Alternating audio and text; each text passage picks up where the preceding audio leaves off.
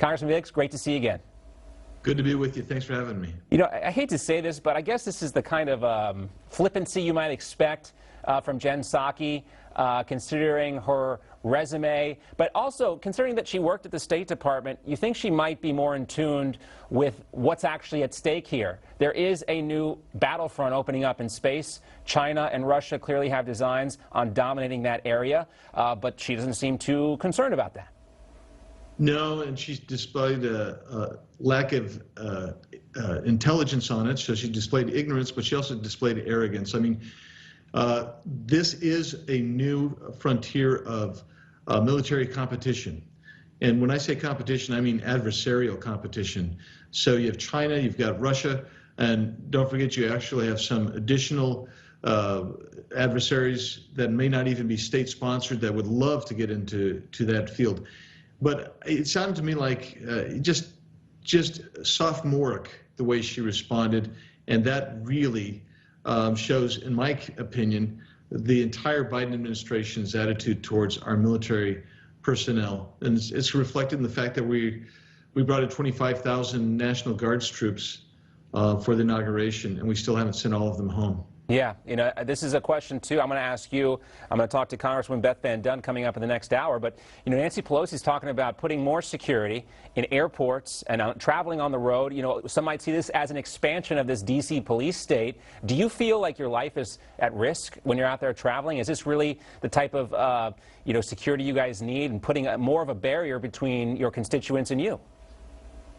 No, I think that, you know, let's be honest, we do get credible death threats. I mean, that's unfortunately part of being in Congress. But this notion that we need to lock down D.C., we need to lock down the entire country and put more barriers there to somehow increase our security, I don't approve of that.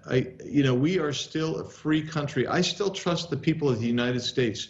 There are some that will always do the wrong thing, and we need to take care against that. But I mean, this notion that we can put somehow plastic bubble wrap around each person, member of Congress or society, and protect us, it just doesn't work. Yeah, you know, I know you're aware of the risks. We talk about Congressman Steve Scalise. Of course, people in Arizona remember what happened to Gabby Giffords, too. And, you know, these things are tragic and sad, and it's a risky world out there. But the questions are about the motives here. We don't know a lot about the actual threats, and the American public have questions. I also want to talk, too, about immigration. This is an important topic as well. We were talking about this before with Governor McDonald, but, you know, you now have the Justice Department investigating Elon Musk and SpaceX over their desire to hire American citizens over non-citizens. The DOJ alleged that SpaceX failed to hire an applicant last March because he was not a U.S. citizen.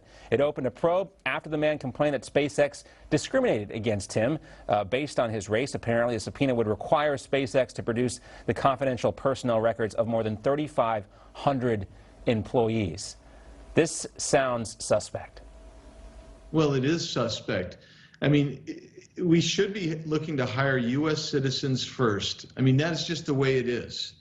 And SpaceX, I'm sure, is hiring people of all races. And, you know, this notion that they should be examined and punished, or any company should, for hiring a U.S. citizen over somebody who may be here legally, but the fact that they're here legally doesn't give them prominence and preeminence over a U.S. citizen. Right. And I think that's really a bad road to go down. And in these fields, especially in science and technology, you know, oftentimes we talk about day laborers and, you know, laborers coming across the border, but it's really the people who overstay their visas, or these big tech companies that want to hire people from overseas on these visas because they can pay them less. But, you know, what we found out is, you know, a lot of times, sometimes that information, whether it's from universities or private companies, winds up in the hands of our adversaries as well. So we have to be careful about this. If anything, we should be, you know, promoting the hiring of American citizens, legal American citizens, for these types of industries, shouldn't we?